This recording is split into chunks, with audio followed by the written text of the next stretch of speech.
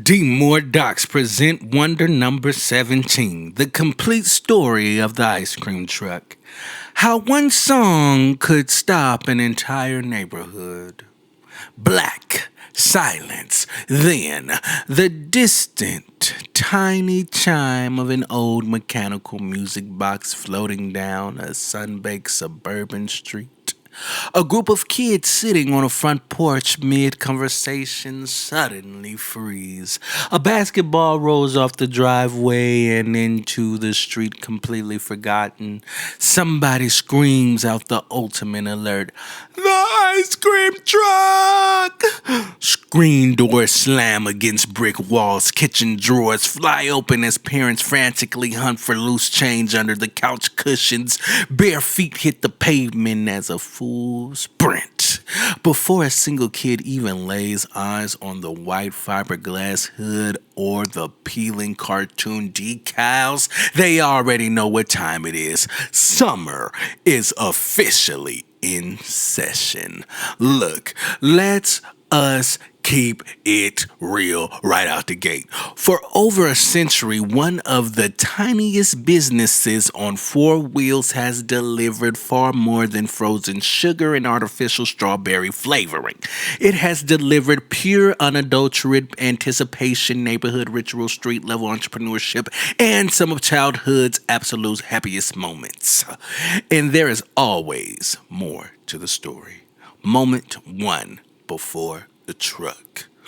Think about what getting a cold treat looked like before motors and metal boxes existed.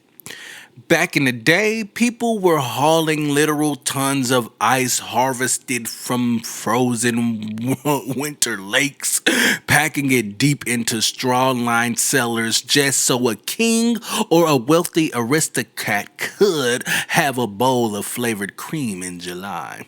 If you were a regular person living in the city during the 19th century, you did not wait for a truck. You waited for a street vendor pushing a heavy wooden cart, ringing a handbell, and shouting down the cobblestone alleys. Ice cream was a messy, high maintenance luxury. You had blocks of ice melting, salt water dripping, and push cart operators sweating through wool vests just trying to beat the afternoon heat. The desire for a cold sweet was universal. The logistics were an absolute nightmare. Movement 2, the birth of the ice cream truck. Then came the international combustion engine and mechanical refrigeration, and everything started to shift. Over the next several decades, motorized delivery chassis and reliable cooling units transformed the businesses. As cities expanded and the post-water suburban boom paved the way for sprawling neighborhoods with winding cul-de-sacs, families moved further away from downtown commercial districts. Instead of a guy pushing a wooden cart 2 blocks before his product turned into soup, entrepreneurs mounted insulated freezers onto motorized trucks, making those far-flung suburban streets entirely reachable. Out of that evolution, the modern ice cream truck emerged, okay? It was loud, it smelled faintly of gasoline and freezer frost, and it brought the parlor straight to your front curb. You no longer had to walk downtown to get a treat. That treat rolled right up to your driveway. The movement number 3 now. The sound of summer. Let's talk about the psychology of that music box. Why did trucks play music? Because visual signals only work if you are looking at the street. A chime works whether you are hiding under your bed, playing hide and seek in the backyard, or watching Saturday morning cartoons with your windows open. Those eerie, looping, slightly out of tune melodies were psychological warfare in the best possible way. Whether it was pop Goes the Weasel, or other classic tunes, that repetitive electronic music box was engineered to trigger an immediate pavilion response in the human brain. You heard three notes and your body started moving before your conscious mind even processed what was happening. It was advertising carried through the neighborhood on sound. Now, of course, one of the melodies most associated with the ice cream truck, Turkey in the Straw, has a complicated history, while generations of children recognize it simply as the sound of summer. Historians have documented as either use in racist minstrel, nigga love a watermelon, ha ha ha, performances, leading many operators in recent years to replace it with different tunes. I want to laugh, but that is not funny. That's not funny. Ha! Now, a neighborhood event, the arrival of the truck was not just a commercial transaction. It was a community town hall. For 5 minutes every afternoon, the entire block synchronized its schedule. Parents emerged from screen doors clutching crinkled dollar bills and nickels. Kids formed an informal, chaotic queue behind the bumper, negotiating trades and pooling their coins like Wall Street traders trying to secure the last-minute merger. You stood there arguing over whether a drumstick was worth 2 character pops, staring up at the giant sun-bleached laminated menu board as if it were the Declaration of Independence. It was a daily social anchor. It brought people off their porches and onto the pavement. Do you hear me?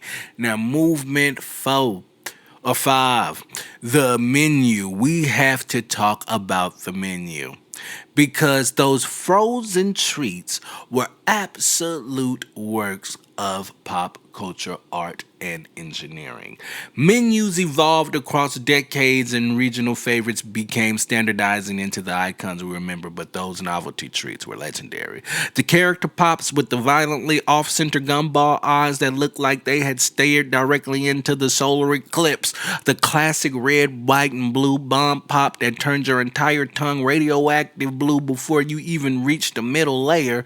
The strawberry shortcake bar with that powdery, crumbly outer coating that stuck to your fingers like construction dust. The drumstick with the chocolate shell and crushed peanuts hiding a single solitary surprise chocolate nugget at the very bottom of the sugar cone.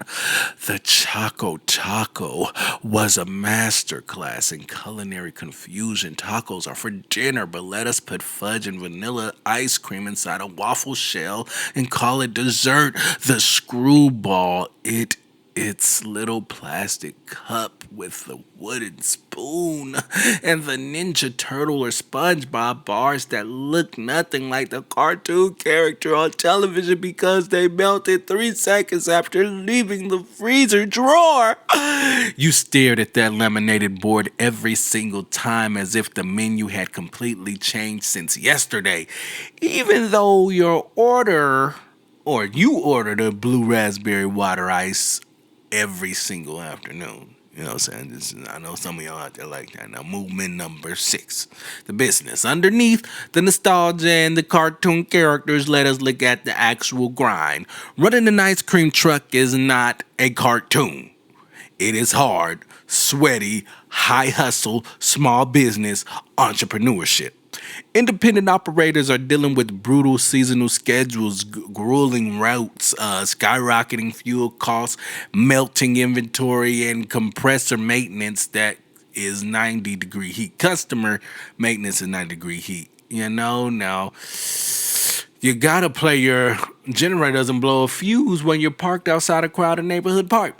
Now, it is the purest form of street-level commerce. You have a product, you have a market, and you have the drive.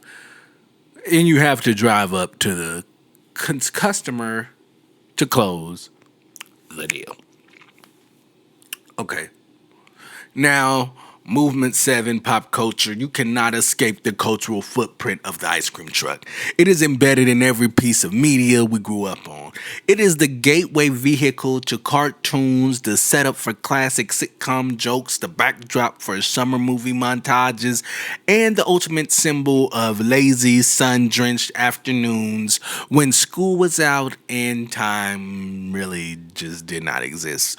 Whenever a filmmaker wants to instantly signal an audience to that it's a hot summer day and everything is right in the world, they do not show the thermometer. They play the music box fading in around the corner. You dig?